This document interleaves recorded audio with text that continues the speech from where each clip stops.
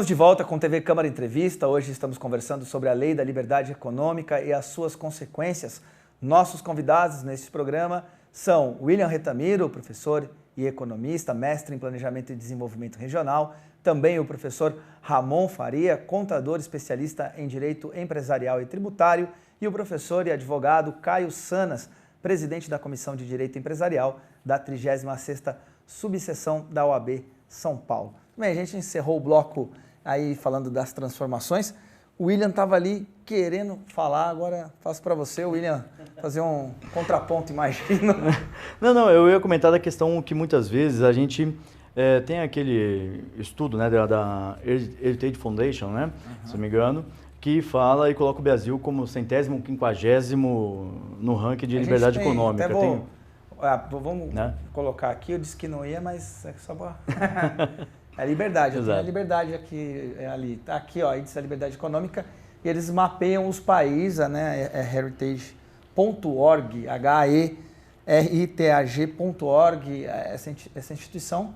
Então você tem os países de livre a reprimido, né? O Brasil está ali como majoritariamente não livre. Pedir para o próximo slide, aí no ranking mundial, Hong Kong, Singapura, Nova Zelândia, Suíça, Austrália e o Brasil lá nesta posição que você apontou, William. Exato. A questão é a seguinte, que eu tenho uma crítica mais metodológica em relação a esse estudo, que eles colocam todos no mesmo patamar. Eles ignoram o processo histórico e estrutural dos países, né? Então nós vamos ver as nações, digamos assim, os países que têm relativa liberdade, que são mais livres, eles já têm um processo, um arcabouço diferente.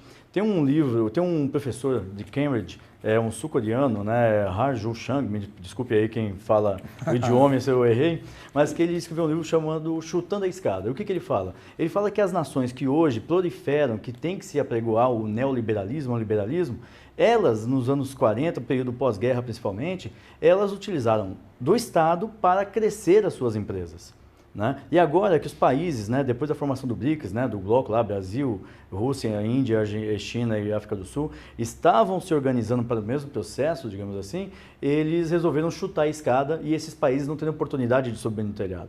Então a gente analisa o seguinte, quando a gente analisa de forma mais crítica, dependendo do caso, um âmbito mais metodológico, é questionável algumas situações, né? E também a gente não pode ignorar, não vamos puxar no caso do Brasil, nós temos um processo histórico, um passivo histórico de uma economia escravocrata muito grande, né? A Lei Áurea, digamos assim, ela foi colocada em 1888, salvo engano, né? E em torno de 40, quase 50 anos, 46 anos, se não me engano, depois, Getúlio Vargas teve que instituir a consolidação das leis trabalhistas, né? Porque justamente a população escravizada que deveria, num acordo com a Inglaterra, que deveria ser absorvida como mão de obra para remuneração, não, a nossa cultura colocou de fora essa população escravizada. E daí teve que vir uma lei, o Estado sendo participante. Ou seja, para poder gerar tudo isso. E daí, depois teve todo esse crescimento.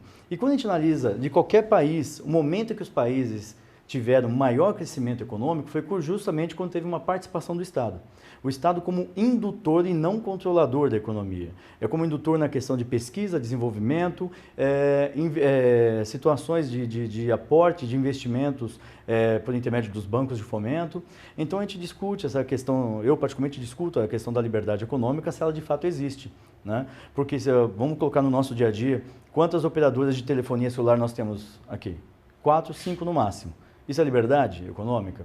Até uma coisa que eu faço uma metáfora, em algumas situações, quer dizer que eu posso acordar de manhã, ir no meu relógio de luz lá e verificar. A empresa fornecedora A está 26 centavos o quilowatt-hora, a B está 27, a C está 23 centavos. Eu posso mudar? Não, não posso.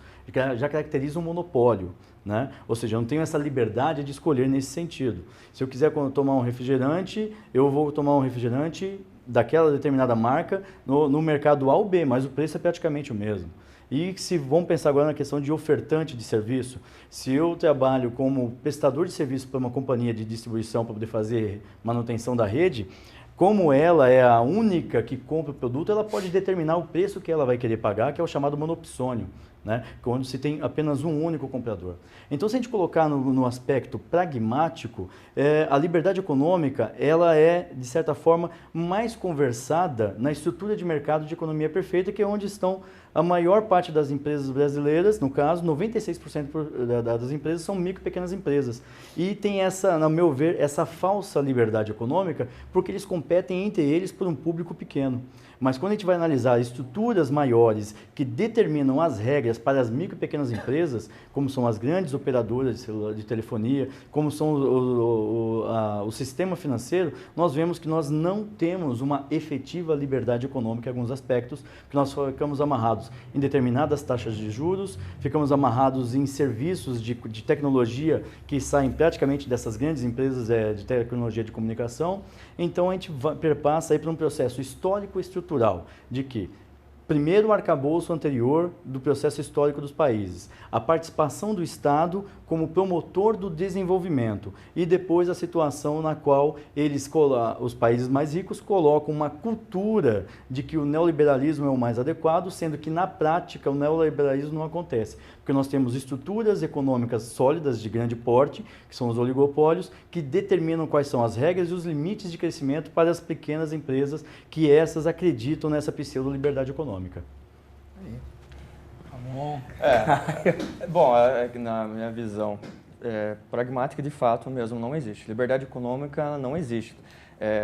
A uberização prova isso, ou seja, se você é Uber, você é um autônomo,